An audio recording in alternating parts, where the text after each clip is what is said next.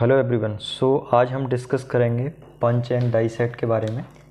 तो यदि हम पंच एंड डाई सेट की बात करें तो यदि इसके मटेरियल की हम बात करें तो आपके पंच और die set white cast iron की डाइज होती हैं।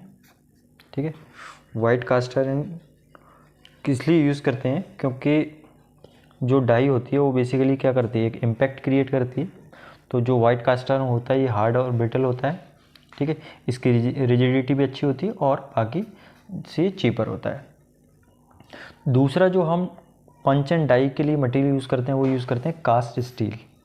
ठीक है, कास्ट स्टील यूज़ करते हैं, लेकिन कास्ट स्टील की एक डिसएडवांटेज ये है कि इसकी टफनेस पुअर होती है, इसलिए इम्पैक्ट लोड के लिए इसको रिकमेंड नहीं किया जाता। क्योंकि इम्पैक्ट लोड में बेसिकली क्या होता है, एकदम से फोर्स अप्लाई किया जाता है। तो इम्पैक्ट लोड एकदम से फोर्स अप्लाई किया जाएगा तो वही मटेरियल इम्पैक्ट लोड को बियर कर पाएगा जिसकी टफनेस ज़्यादा होगी। क्योंकि टफनेस ज़्यादा होने का मतलब ये है कि वो ज़्यादा एनर्जी को क्या कर सकता है, अब्जॉर्ब कर सकता है।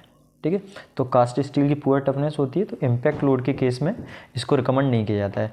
और इम्पैक्ट लोड बेसिकली कब पड़ता है, जब आपका मैकेनिकल प्रेसेस यूज़ करते हैं। हाइड्रोलिक प्रेस में जनरली इम्पैक्ट लोड नहीं पड़ता है, क्योंकि हाइड्रोलिक प्रेस में जो आपका रैम है वो आराम से मूव करता है। रॉट आयरन यूज़ कर सकते हैं इम्पैक्ट लोड के लिए, क्योंकि रॉट आयरन की हाई टफनेस होती है, लेकिन रॉट आयरन के साथ प्रॉब्लम ये होती है उसकी रिजिडिटी क्या होती है, कम होती है। तो ये मटेरियल की बात हो गई। अब मटेरियल के बाद हम ये देखेंगे कि हम किस तरह से इनको क्लासीफाई कर सकते हैं। तो आप यहाँ पे देखेंगे हम इसको दो तरह से क्लासीफाई कर सकते हैं। एक तो कंस्ट्रक्शनल बेसिस पे क्लासीफाई कर सकते हैं, दूसरा ऑपरेशनल बेसिस पे क्लासीफाई कर सकते हैं।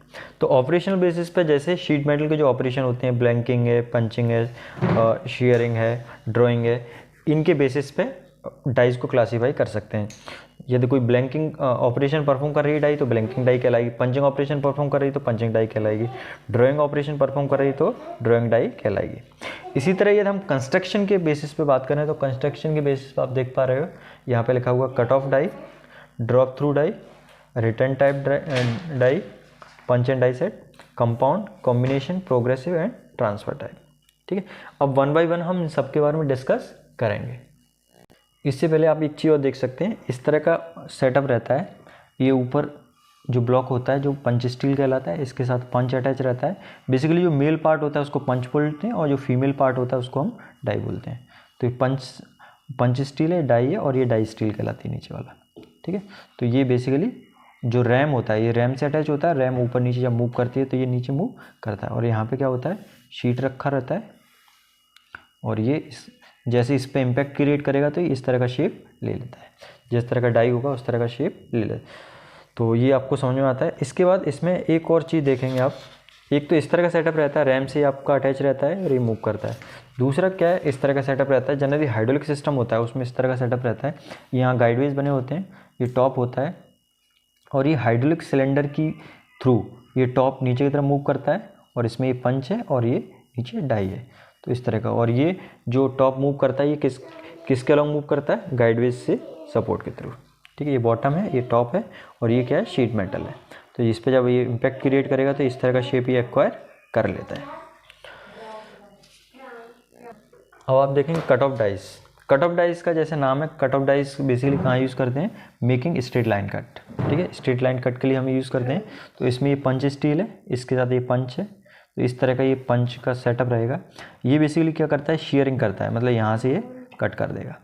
ठीक है, तो इसको कई पार्ट में कट करना है तो ये आप इसको फीडिंग दे सकते हो, मूव करा सकते हो। ठीक है, ये पंच डाई कहलाती है। पंच डाई के बाद आप दूसरा देखेंगे, तो दूसरा आप देखेंगे ड्रॉप थ्रू डाई। तो ड्रॉप थ्रू डाई में क्या हो रहा है, आप यहाँ पे देखेंगे ये इस तरह का सेटअप है। ये नीचे वाला हिस्सा है बेसिकली, ठीक है, और यहाँ पे शीट रखा होगा, इस तरह से कोई शीट होगा, और ये वाला हिस्सा है। तो यहाँ से जो आपका शीट कट होगा, कट होने के बाद ये नीचे की तरफ जाएगा, तो इसको बोलते हैं ड्रॉप थ्रू। लेकिन इसमें क्या होता है, नीचे आपको प्रोविज़न प्रोवाइड करना पड़ता है।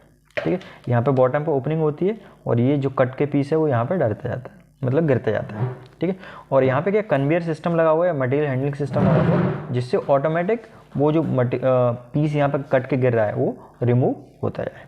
तो आप देख पा रहे हैं यहाँ पे ये ओपनिंग है होती है at bottom, material handling device है, कन्वेयर्स यूज़ करते हैं, मैनुअल इंटरवेंशन इसमें ज़रूरत नहीं पड़ती है, मतलब आदमी को हाथ से ज़रूरत नहीं है, जो कट के गिरेगा वो ऑटोमेटिकली जो कन्वेयर चल रहा होगा उस कन्वेयर के थ्रू बाहर जाता जाएगा। अगला इसमें रिटर्न टाइप डाई। तो रिटर्न टाइप डाई में आप देख पा रहे हैं कि इसमें क्या होता है बेसिकली कि ये जो आएगा, ठीक है, यहाँ पे नीचे कोई प्रोविज़न नहीं होता है, ये आपका पंच आया, पंच ने इसको कट किया, कट करने के बाद ये पहले तो नीचे की तरफ हल्का सा जाएगा और जैसे ये ऊपर की तरफ जाएगा पंच, है ना, अगले स्टॉक में ऊपर की तरफ जाएगा तो ये जो पार्ट है, ये वाला पीस जो कट हुआ है वो पीस ऊपर की तरफ आएगा और उसको आप रिमूव कर लेंगे। मतलब यहाँ पे कुछ इस तरह का सिस्टम लगा होगा कि पंच जैसे ही ऊपर की तरफ जाएगा तो ये वाला पोर्शन है जो कटा हुआ पोर्शन है ये ऊपर की तरफ जाएगा और यहाँ से इसको रिमूव कर लिया जाएगा। अब इसमें और डाइस की यदि आप टाइप देखेंगे तो कंपाउंड डाई होता है, ठीक है। कंपाउंड डाई जैसे नाम से समझ में आता है, कंपाउंड डाई जो कि एक से ज़्यादा ऑपरेशन परफॉर्म करे, जैसे ब्लैंकिंग पंचिंग परफॉर्म करे, ब्लैंकिंग नोचिंग परफॉर्म करे। मतलब यदि एक डाई आपका एक से ज़्यादा ऑपरेशन परफॉर्म कर रहा है तो वो कहलाता है कंपाउंड डाई, ठीक है। ये कॉम्प्लिकेटेड होते हैं डिज़ाइन और शेप में और ये एक्सपेंसिव भी होते हैं। दूसरा कॉम्बिनेशन डाई। कॉम्बिनेशन डाई वो कहलाते हैं जिसमें वन स्टॉक में, ठीक है, और एक से ज़्यादा स्टेशन हो सकते हैं उसके, ठीक है। एक से ज़्यादा स्टेशन का मतलब ये है कि जैसे आपका यहाँ पे ये मान लो इसमें ये इस तरह का डाई है और यहाँ पे एक मान लो ये टूल लगा हुआ है, एक यहाँ पे ये टूल लगा हुआ है, ठीक है। तो ये इस तरह से आपका रहता है। इसके बाद इसमें प्रोग्रेसिव डाई होता है। प्रोग्रेसिव डाई में क्या होता है कि आपका ये, मैं प्रोग्रेसिव लिख देता हूँ यहाँ पे। प्रोग्रेसिव डाई के केस में क्या होगा, ये आपका जो पंच है ऊपर वाला, इसमें हो सकता है 2-3 टूल हो, 1 2 3। तो जो शीट होगी, मतलब शीट की यहाँ से आप फीडिंग करेंगे तो इस शीट पे पहले ये वाली डाई ऑपरेशन करेगी, इसके बाद ये वाला ऑपरेशन होगा, इसके बाद ये वाला। तो इसका मतलब इसको आप प्रोग्रेस दे रहे हो, ठीक है। तो इस तरह का जो सेटअप कहलाता है वो कहलाता है प्रोग्रेसिव डाई, है ना, जिसमें पहला डाई ने ऑपरेशन परफॉर्म किया, पहले के बाद ये शीट आगे बढ़ेगी, फिर ये वाला ऑपरेशन परफॉर्म करेगी, फिर ये डाई ऑपरेशन परफॉर्म करेगी। तो इस तरह की जो डाई होती हैं उनको बोलते हैं हम प्रोग्रेसिव डाई।